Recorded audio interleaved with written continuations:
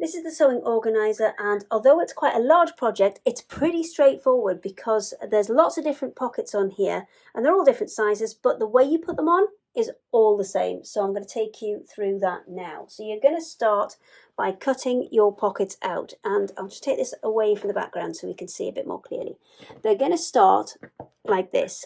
What you're going to need to do is take this to the iron, and you're going to need to press in all of these sides up to that white line that's on there, and you'll see one side is bigger than the others. That's going to be the top of your pocket, and to there you are going to add a double rolled hem. So let me just quickly finger press these for you so we can at least get some of the way there. Okay, so you can see those starting to tuck in there now. You're also going to have to, on this top one where you're going to add that double rolled hem, roll it once and then roll it a second time. So you've got rid of that raw edge. Once you've pressed it into just the squares, we're actually going to do something about these corners to tidy them up a little bit. And I'll bring one in here that's already been pressed. And you can see how nice and neat those corners look. And what we've done is, when you get to the point where you've got a corner, you're going to fold that over. So you're creating a 45-degree angle. Then you're going to fold the side back in. And in the case of the double rolled hems on the top here, you're going to fold it over once and fold it over a second time so that matches back up, and give it a really, really good press. It needs to be a lot of heat on these so they hold their shape beautifully well, because then you're going to start attaching the pockets to the actual panel itself.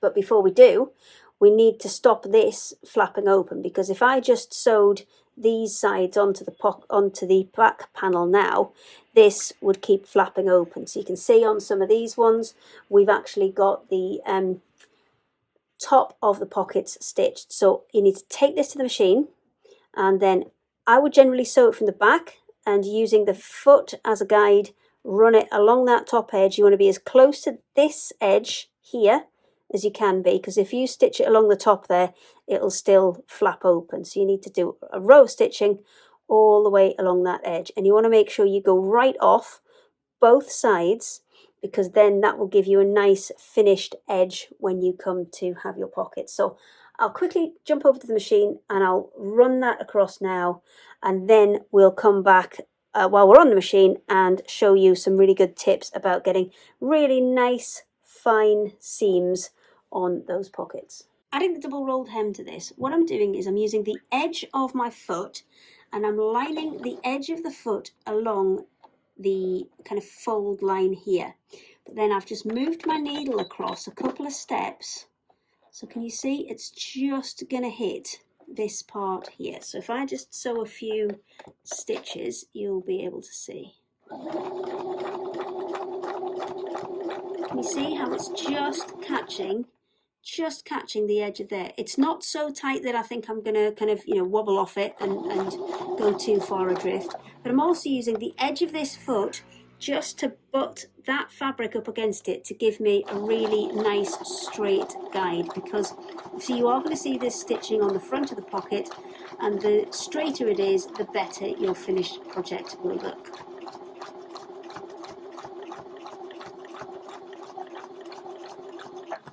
Pinned the pocket in place now. I've just put one pin right in the centre just to kind of stop everything from wobbling around, and I'm going to use a very similar technique to what I used to do that stitching along the top of the pocket here. So I'm just going to push it further down so you can see a little bit more. I'm actually going to use the other side of the foot, and again step that needle across and make sure that I'm at the edge of the pocket, so I'm maximising the amount of things I can get in the pocket, but not so close that I think I'm going to make my life too difficult when I'm stitching along, and something that I feel comfortable that I can kind of create safely. So I'm going to come all the way back up to the top. I'm not going to start right at the very top. I'm going to start where that seam line is, and the first thing I'm going to do is back it up. So I'm going to reverse it right the way to the top until I go off the edge, and then I'm going to start coming back forward in the other direction. Now that back and forth at the top of the pockets is really important, because the top of the pocket where you're going to take things in and out, that's going to be your stress point, and you want it to be super secure there. So by doing that forward and reverse, you're going to achieve that.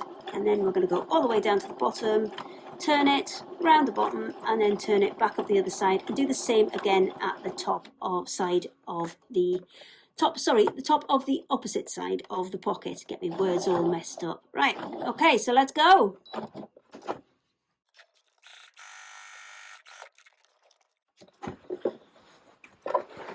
Do you see, I just stopped there and decided to probably add one more stitch in, which I'm just going to hand turn, and there's nothing wrong with hand turning a machine to get that precision, because what I want is I want that to be exactly on that edge as I come back up, and I'm just going to tuck those little threads back underneath, so I'm going to get a really nice finish on the outer edge. Now you can just see there, there are little really faint grey lines printed on your organiser, and that's just to help you line up your pockets as you're popping them on. And we're at the top of that pocket now, so I'm just going to kind of nudge it forward a couple of stitches and then reverse to really put a nice secure element on the top of that pocket. That's us a long way into the organiser now, but there are a couple more things I need to show you. First is this section at the bottom. Let me just scooch it up a little bit so you can see. So this section here, we have given you a little piece of fabric that you can make into a strap to put across the bottom there, so you can stitch that on and then stitch a couple of different lines in between so you can hold things in. But we've also given you, as an alternative, a piece of elastic as well. Now the one thing I will say is, if you're going to use the elastic, make sure you use the full length and stitch that whole bit on, and leave, kind of use a pencil to just leave a little bit extra in between where you put your stitches, because if you put it too tight, it will just bunch everything up and it will just not sit right. So if you have a look at the video we did for the pen roll, and I think that was Fabazine 4, that will give you a really good guide about how to put your elastic on and how to add a little bit of extra wiggle room in there as you go. So the final step to this is well, we haven't given you a backing to it, because I think a lot of this is personal choice. So you can back it with something like a normal quilting cotton, that's no problem. But some people want to put something a little bit heavier on, like a fleece or something, to give it a little bit more rigidity, and that is entirely up to you. And the last thing, if you are going to hang this on the wall, if you're just going to pin it to a notice board, that's absolutely fine. But if you're going to hang it to the if you're going to add it and hang it onto the wall, then you're going to need a couple of loops. Now, if you don't use that strip and you use the elastic at the bottom there, you can actually half this and then half it again, and that's perfect to create a couple of little hanging tabs on the top. So what I would do is I would cut it in half. I've got my scissors. Yes, I have. There we go. Okay, so let's cut it in half and then half again.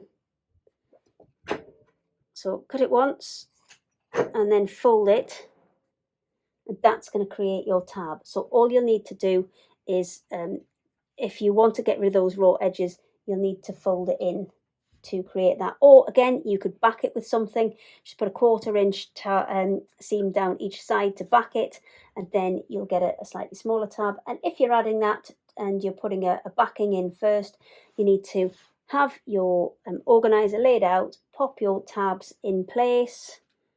They need to be that way out. There you go. And then put your lining on the top, stitch all the way around. I'd say leave a gap either at the side or the bottom to turn it right side out. And then when you turn it right side out, those tabs will be there ready to hang everything up. So let's show you the finished project.